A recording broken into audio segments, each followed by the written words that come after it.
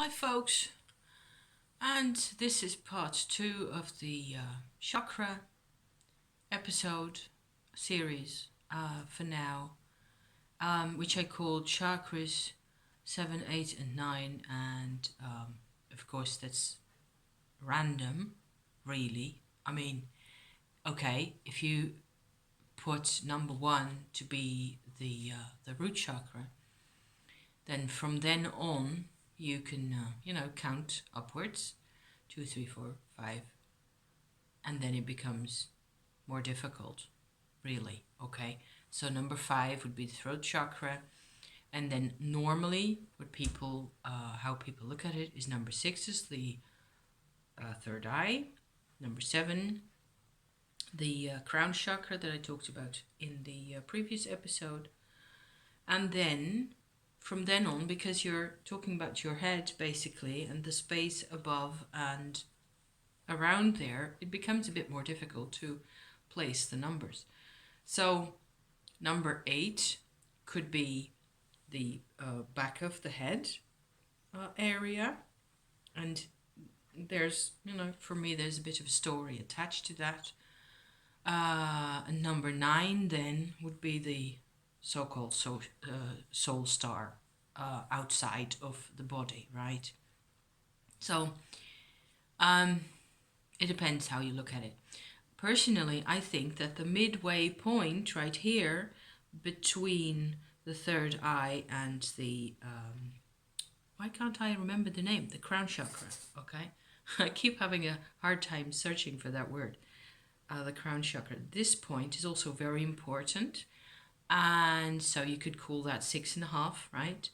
And there's more. There's lots of more.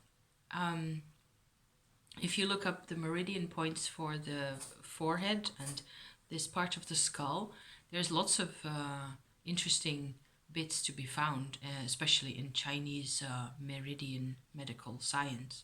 So yeah, it has to do with all sorts of processing of emotions also. So I think that's pretty cool.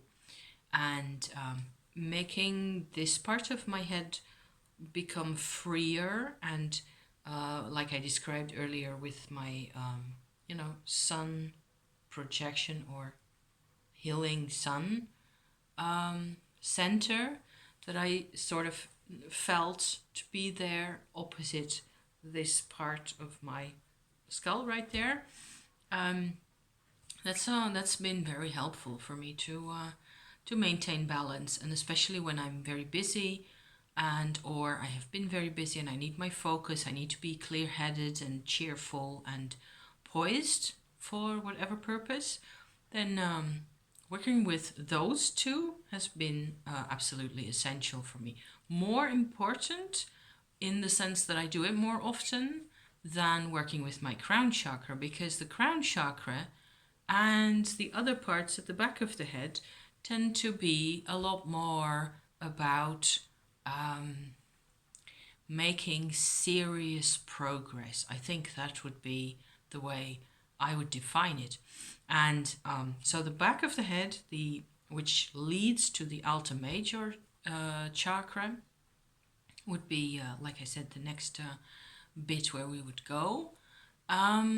Is it's hard to describe, and there's a tiny bit of a personal history attached to this. When I was a baby, or maybe about 1 year old, or a bit more than that, I have very little real memory of it.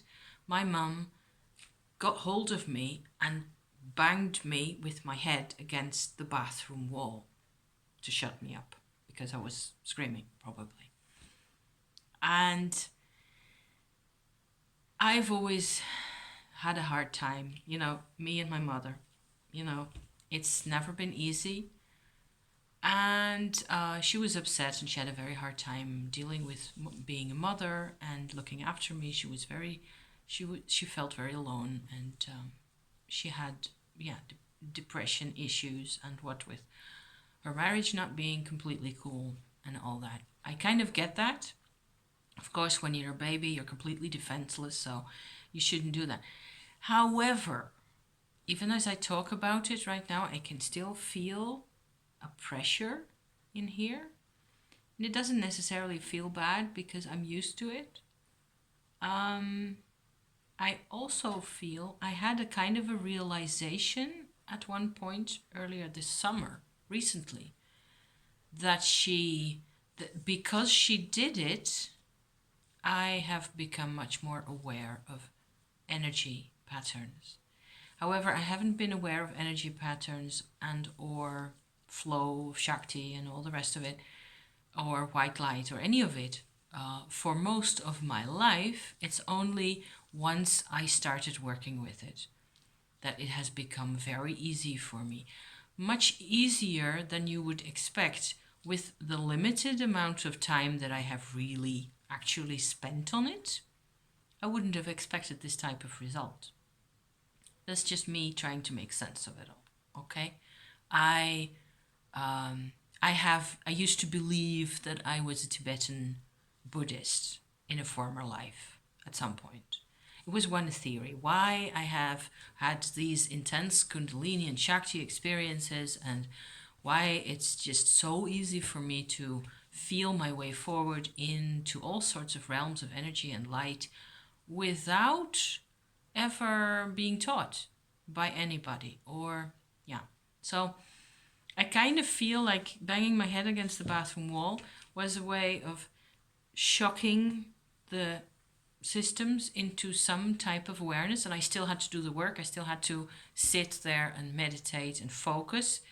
Focus is really so important for everything that we want to achieve. Without focus, we're not going anywhere. So yeah, so that's one part of my, and I would call that part of my skull there number 8 then. This is number 9. That's what I just said, right? I did say that, right? Yeah. Okay, so this is 8. But it's not really the same as the Alta Major, which is supposed to be located slightly below. If you sit like that with your head against the wall, then your head slopes inward, your skull slopes inward a bit, and there's like this little cavity underneath where your neck starts. That's where the Alta Major is. And I actually found that I have very little experience with this. However, if I focus on it, what I get is a lot of, it feels like my whole body is being organized for some kind of greater good, something like that. And I get to sit up a bit straighter. It tends to wake me up a bit more, and it just feels generally quite pleasant, as if also because everybody's talking about former lives and past lives, memories and blockages and stuff like that. So that's bound to be, I suppose that's true then, that they're stored in the Alta Major, those blockages or memories or both. However, there's also a passageway underneath from the Alta Major going into our brain. So underneath, like a tunnel or a passage of possible connectivity to the pineal gland, to the center. And that's also an important area. From there, you can get this kind of a sense of a connection to the forehead again, to the third eye. So that feels really great to have when I'm aware. I'm trying to talk about this and be aware of it at the same time. So maybe I can sort of non-verbally also communicate some of the, it just feels really clear and straight and like it should be, sort of. And everybody's talking about activating all sorts of parts of yourself and former, just life purpose in general and ascension and what have you.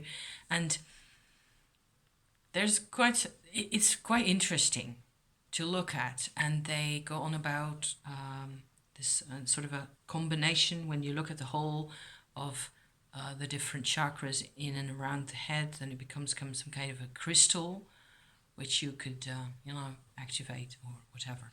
I think For most of you people out there, and for me also, I don't like to go into all sorts of, as soon as it becomes priests and or pyramids and or Merkaba, crystals and programming and all that type of stuff, I'm gone.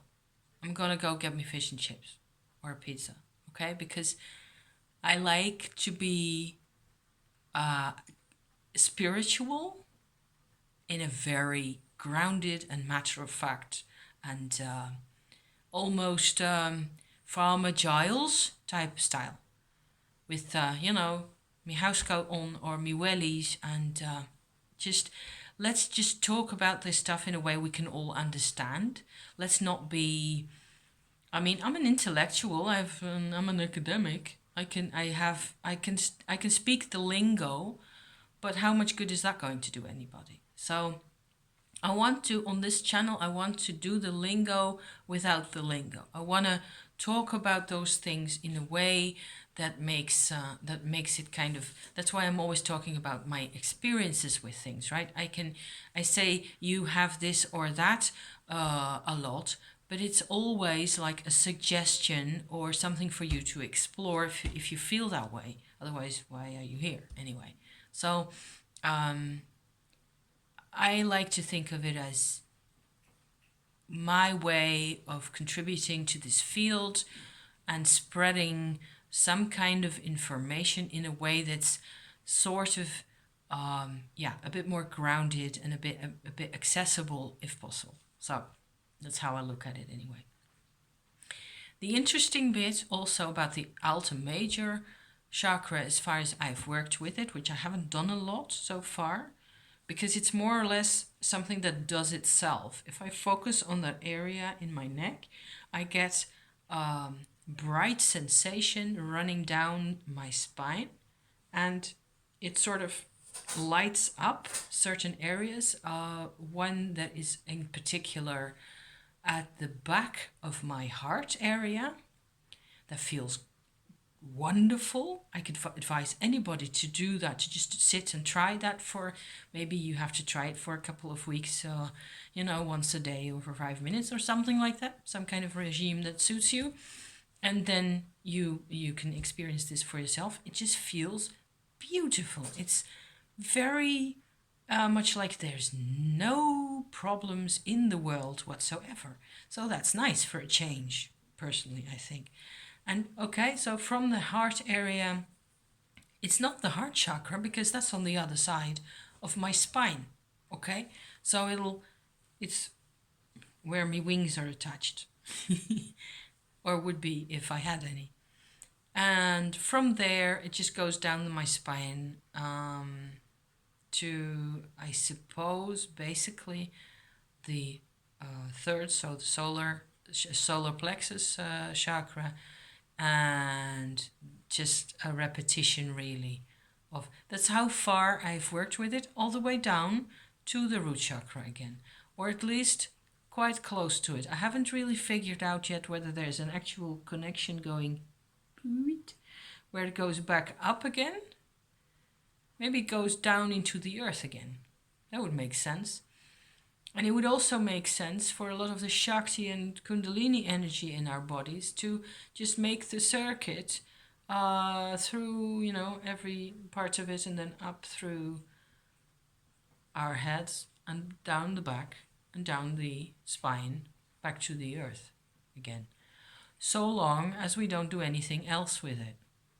Because you can, spend energy in all sorts of ways and or like I described earlier. So, and the funny thing is that as soon as you become aware of the Alta Major, in my experience at least, you get these very clear, very pleasant feeling sort of resonances at the lower levels, back down, and even back down to the tailbone, to the root chakra. So, I thought I'd just put this up. It isn't really very in-depth or anything. I like to talk about this type of thing, but I'm also, slightly, I I have a feeling that I am supposed to be doing other things as well. So I will be getting back to you. I hope you enjoy this stuff. I am sure you do, otherwise you wouldn't be here, right? I say that all the time. And I'll be getting back to you again quite soon. Thank you very much, guys, for tagging along for the ride. And please feel free to comment if you have your own take on this type of thing or any of it. Just let me know and I will read it. Thank you. Bye bye for now.